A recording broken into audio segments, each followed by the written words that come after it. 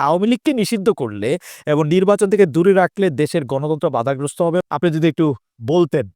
দেখেন, আওয়ামী লীগ হচ্ছে সবথেকে বড়, সবথেকে পুরাতন দল। আওয়ামী লীগ, আপনি যে কথাটি বললেন, বাংলাদেশকে স্বাধীন করেছে। আওয়ামী লীগকে বাদ দিয়ে আমাদের কোটি, কোটি ভোটার আছে। তাদেরকে বাদ দিয়ে একটা নির্বাচন, এটা কারো কাছেই গ্রহণযোগ্য হবে না। আ আমাদের ভবি আ দেশের জন্য আন্দোলন করতে হবে। আমরা আন্দোলন করতে চাইনি। আমরা এ সং আ সংঘর্ষ চাই না। তবে আমাদেরকে কোনো দিকেই আ কোনো আ কি বলবো? আ পথ দেওয়া হচ্ছে না। এখন আ আমাদের আন্দোলন ছাড়া আর কোনো উপায় নেই। বাংলাদেশের মানুষ এরকম একটা সাজানো নির্বাচন মানবে না। আ আজ হোক, কাল হোক, মানুষ রাস্তায় নেমে পড়বে। এটা তারা মানবে না। আমরা যেই শাটডাউন দেখেছি, বাংলাদেশের মানুষ সেটাকে রেসপন্ড করেছে। ১৩ তারিখে ঢাকা শহর সম্পূর্ণ বন্ধ ছিল। ১৬-১৭ তারিখে সারা দেশেই মানুষ বন্ধ রেখেছে। তিনি মানতে রাজি না। আ দেশের মানুষও এখন ভীষণ আ অসন্তুষ্ট। দেশে কোনো আইন-শৃঙ্খলা নেই। অর্থনীতি একদম নেমে গেছে।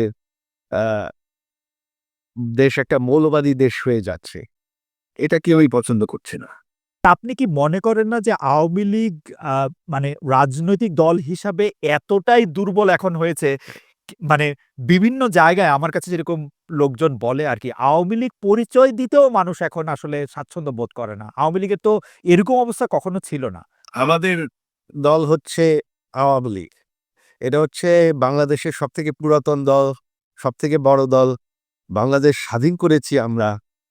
আ আমরা কোথাও যাচ্ছি না। আজ হোক, কাল হোক, আমা আ আমার মা দেশে ফিরে যাবে। হ্যাঁ, অবশ্যই এই ইউনূস সরকার হচ্ছে পাকিস্তানি, তাদের সাথে হচ্ছে জামাতে ইসলাম, যারা বাংলাদেশকে কোনোদিন পাকিস্তান থেকে স্বাধীন হতে চায়নি। তারা আ ৭১ এ আ টা আ আ জঙ্গি হিসাবে আমাদের আমাদের বাঙালি ৩ কোটি বাঙালিকে হত্যা, ৩০ লক্ষ বাঙালিকে তারা হত্যা করেছে।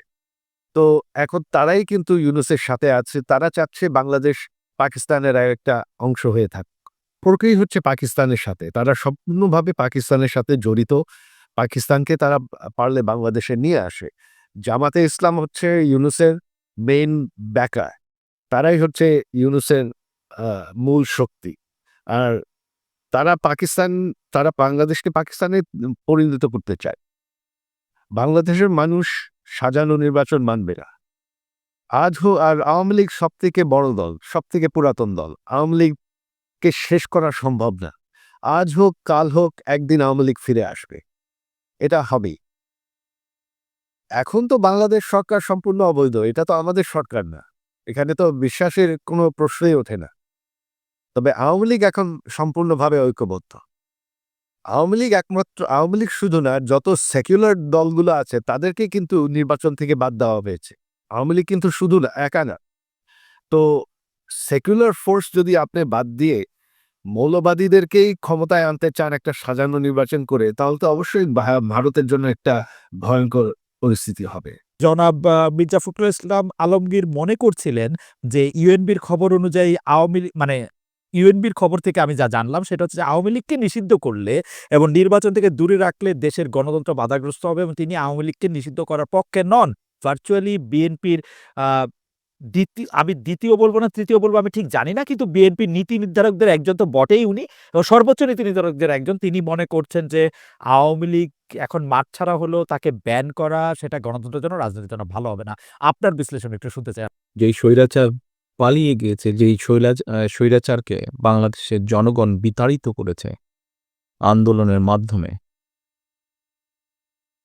সেই স্বৈরাচার এই দেশের প্রত্যেকটি ক্ষেত্রকে কিভাবে ধ্বংস করে দিয়ে গিয়েছে, এটি আমরা জীবনের পরতে, পরতে অনুভব করতে পারি। কিভাবে দেশের অর্থনৈতিক ব্যবস্থা ভেঙে দিয়ে গিয়েছে, কিভাবে দেশের আইনশৃঙ্খলা ভেঙে দিয়ে গিয়েছে, কিভাবে দেশের শিক্ষা ব্যবস্থাকে ধ্বংস করে দিয়ে গিয়েছে, কিভাবে দেশের স্বাস্থ্য ব্যবস্থাকে ধ্বংস করে দিয়ে গেছে, কিভাবে দেশের প্রাকৃতিক অবস্থাগুলোকে নদী, নালা, খাল, বিল, বন, জঙ্গলকে ধ্বংস করে দিয়ে গিয়েছে। কিভাবে দেশের কৃষি, যেটাই বলি না কেন, সবকিছুকে যেভাবে ধ্বংস করে দিয়ে গিয়েছে, এর ভুক্তভোগী কিন্তু এই দেশের মানুষ।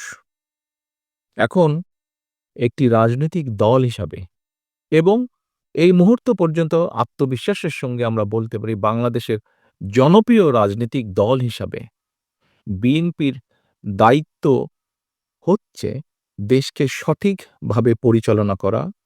দেশের মানুষ যখন বিএনপিকে দেশের দায়িত্ব পরিচালনার দায়িত্ব দেবে।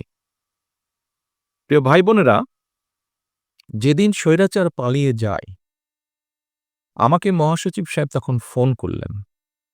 ফোন করে বললেন যে জাতীয় সরকার গঠিত করলে ভালো হয় কিনা, অথবা আমরা জাতীয় সরকারে যাব কিনা।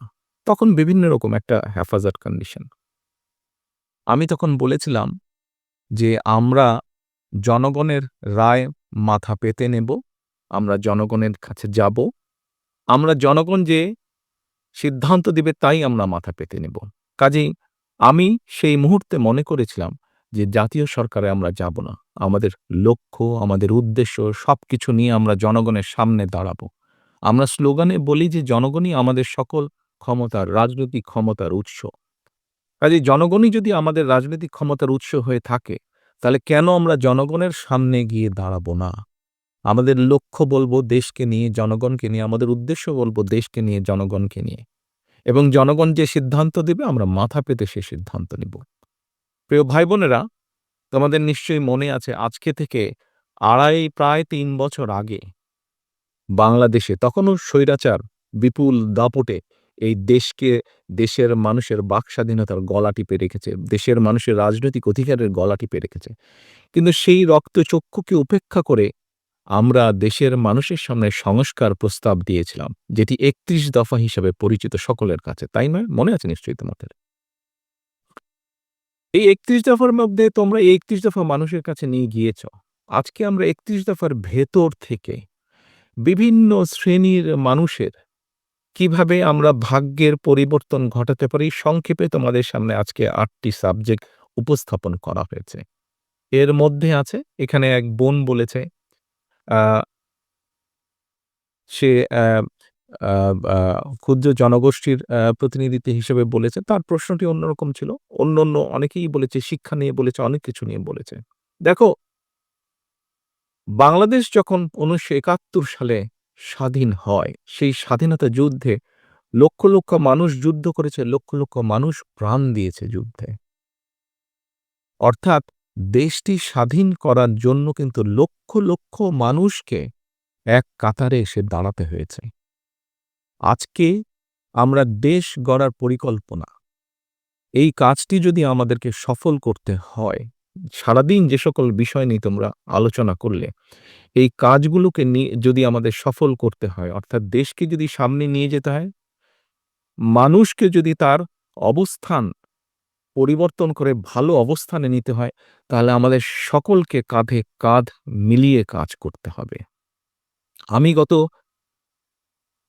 ৫ই আগস্টের পর থেকে আমি গত প্রায় ১ বছরের বেশি সময় ধরে বলে আসছি যে আমাদের সামনের সময়গুলো কিন্তু খুব ভালো নয়। সামনে অনেক কঠিন সময়ে অপেক্ষা করছে আমাদের জন্য। বিভিন্নভাবে বিভিন্ন রকম ষড়যন্ত্র বিভিন্ন জায়গায় হচ্ছে। এই ষড়যন্ত্র রুখে দিতে পারে এই দেশের জনগণ, এবং এই ষড়যন্ত্র জনগণকে নিয়ে সাথে রুখে দিতে পারে বিএনপি, বাংলাদেশ জাতীয়তাবাদী দল। এই ষড়যন্ত্র এই ষড়যন্ত্র রুখে দেবার একমাত্র উপায় হচ্ছে গণতন্ত্র, গণতন্ত্র এবং গণতন্ত্র। আমরা যদি গণতন্ত্রকে প্রতিষ্ঠিত করতে পারি, যে কোনো মূল্যে জনগণের মতামতকে প্রতিষ্ঠিত করতে পারি, তাহলে অবশ্যই অনেক ষড়যন্ত্রকে আমরা রুখে দিতে পারব। কিন্তু ষড়যন্ত্রকে রুখে দিতে পারলেও তারপরেও কিন্তু সামনে অনেক কঠিন সময়। একটু আগেই আমি বলেছি, এবং তোমরা নিজেরাও জানো, তোমরা আজকে ছাত্র দলের প্রতিনিধি হিসাবে এখানে প্রত্যেকে উপস্থিত আছো। ছাত্র হিসাবে তোমাদের নিজেদের ধারণা আছে। প্রত্যেকটি ক্ষেত্রে একটি অরাজকতা বিরাজ করছে। কাজেই আমরা এখানে আজকে অর্থনীতি নিয়ে আলাপ করেছি। আমরা এখানে তরুণ যে সমাজ, কয়েকজন তোমরা প্রশ্ন করেছে তরুণ যে সমাজ তাদের সামনে সবচেয়ে বড় যেই সমস্যাটি তাদের কর্মসংস্থানের বিষয়। এই কর্মসংস্থানের বিষয় নিয়ে আমরা আজকে এখানে আলাপ করেছি। আমরা দেশের মানুষের স্বাস্থ্য নিয়ে এখানে আলোচনা করেছি। আমরা এখানে দেশের যে অর্ধেক সমাজ নারী সমাজ, এই নারী সমাজকে কিভাবে empowered করা যায় এবং তাদের কন্ট্রিবিউশনকে সমাজের মধ্যে নিয়ে আসা যায় এবং আ আ যেটার শুভ ফল দেশের অর্থনীতি, দেশের সমাজ ব্যবস্থা, পরিবার, স্বাস্থ্য সবকিছুর উপরে সে অবস্থায় শুভ অবস্থাটা পড়বে। কিভাবে সেটা করা যায় তা নিয়ে আমরা আলোচনা করেছি। দেশের পরিবেশ নিয়ে আমরা আলোচনা করেছি। দেশের শিক্ষা ব্যবস্থা নিয়ে আমরা আলোচনা করেছি। কিভাবে শিক্ষা ব্যবস্থাকে আমরা গড়ে তুলতে পারি। কিভাবে শিক্ষকদেরকে আমরা গড়ে তুলতে পারি সুন্দরভাবে। কারণ শিক্ষকদেরকে যদি আমরা গড়ে তুলতে পারি, তাহলে ভবিষ্যৎ শিক্ষা ব্যবস্থাকেও সুন্দরভাবে গড়ে তুলতে পারবো। কিন্তু এই কাজগুলো করা কিন্তু কঠিন কাজ। নট ইম্পসিবল, কিন্তু অনেক কঠিন কাজ। এবং দেশ এবং জাতিকে যদি নেতৃত্ব দিতে হয়, তাহলে অবশ্যই একটি পরিকল্পনা আমাদের সামনে থাকতে হবে। প্রিয় ভাই-বোনেরা, তোমরা আজকে যখন এই হলে এসে বসেছো, তোমাদের আলোচনা শুরু হয়েছে। তোমাদের আলোচনা শুরু হবার সময় তোমাদেরকে প্রত্যেকে একটা করে ফোল্ডার দেওয়া হয়েছে। এবং কিছুক্ষণ পরে খুব সম্ভবত লাঞ্চের পরে তোমাদের সকলকে আলাদা আবার হাতে একটা লিফলেট দেওয়া হয়েছে না তোমাদের? সেই লিফলেটের মধ্যে কি আছে? সেই লিফলেটের মধ্যে কি আছে আমি বলছি। আলাদা একটি লিফলেট তোমাদেরকে দেওয়া হয়েছে। এখানে সোহেল, আজকে যে অনুষ্ঠান পরিচালনা করছে আমাদের জয়েন্ট সেক্রেটারি সোহেল, তার বক্তব্যে সোহেল কিন্তু একটি গুরুত্বপূর্ণ কথা বলেছে। আমি ব্যক্তিগতভাবে বিশ্বাস করি একটি বিষয়। আমরা যতগুলো পরিকল্পনা নিয়েছি, এই পরিকল্পনাগুলোকে সফল করতে হলে যেরকম আমাদের যোগ্য ব্যক্তিদেরকে বিভিন্ন জায়গায় দায়িত্ব দিতে হবে, কিন্তু তার থেকেও ২ টি বড় ইম্পোর্টেন্ট বিষয় আছে। যেই ২ টি বিষয়কে যেকোনো মূল্যে আমাদেরকে অ্যাড্রেস করতে হবে এবং এই ২ টি বিষয়কে যদি আমরা অ্যাড্রেস করতে না পারি, আমাদের পুরা জাতি এবং দেশ সংকটের মধ্যে পড়বে। কি ২ টি বিষয়? ১, দুর্নীতি, যেকোনো মূল্যে এই দুর্নীতির লাগাম টেনে ধরতে হবে। ২, আইন শৃঙ্খলা পরিস্থিতি। যেকোনো মূল্যে আইন শৃঙ্খলা পরিস্থিতির লাগাম টেনে ধরতে হবে। যদি আমরা দুর্নীতি এবং আইন শৃঙ্খলা যদি আমরা দুর্নীতি এবং আইন শৃঙ্খলার লাগাম টেনে ধরতে না পারি, তাহলে আমরা যে পরিকল্পনাগুলি গ্রহণ করেছি মানুষের স্বাস্থ্য নিয়ে, দেশের ভবিষ্যৎ সন্তানদের শিক্ষা ব্যবস্থা নিয়ে, নারী সমাজকে এম্পাওয়ার্ড করার জন্য, দেশের কৃষি ব্যবস্থা, প্রত্যেকটি পরিকল্পনা আমাদের বাধাগ্রস্ত হবে, স্লো হয়ে যাবে আমাদের। সেজন্যই আমাদের সরকার গঠনের সুযোগ পাওয়ার সাথে, সাথে সর্বপ্রথমে আমাদেরকে নজর দিতে হবে, সর্বপ্রথমে আমাদেরকে ব্যবস্থা করতে হবে দুর্নীতির লাগাম কিভাবে আমরা টেনে ধরব। প্রিয় ভাই-বোনেরা, তোমাদের হাতে যেই লিফলেটটা দেওয়া হয়েছে, এই লিফলেটের মধ্যে একদম তথ্য দিয়ে উপস্থাপন করা হয়েছে যে বিএনপি ২০০১ সাল থেকে ২০০৬ সাল পর্যন্ত যখন দেশ পরিচালনার দায়িত্বে ছিল, তার আগে যেই স্বৈরাচারকে বিদায় করা হয়েছিল, সেই স্বৈরাচার যখন দেশ ক্ষমতায় ছিল, সেই সময়ে কিভাবে তারা দুর্নীতিতে দুর্নীতি ছেয়ে ফেলেছিল দেশকে এবং ২০০১ সালে দায়িত্ব পাবার পরে কিভাবে খালেদা জিয়ার সরকার ধীরে ধীরে দুর্নীতির অবস্থার উন্নতি ঘটিয়েছিল। দুর্নীতি থেকে ধীরে কিভাবে দেশকে বের করে নিয়েছিল, একটি আন্তর্জাতিক সংস্থার আ যে আ সংস্থার যে এনালাইসিস, সেই এনালাইসিস একদম পুরা সুন্দরভাবে তোমাদের সামনে তুলে দেওয়া হয়েছে সেই লিফলেটটার মধ্যে।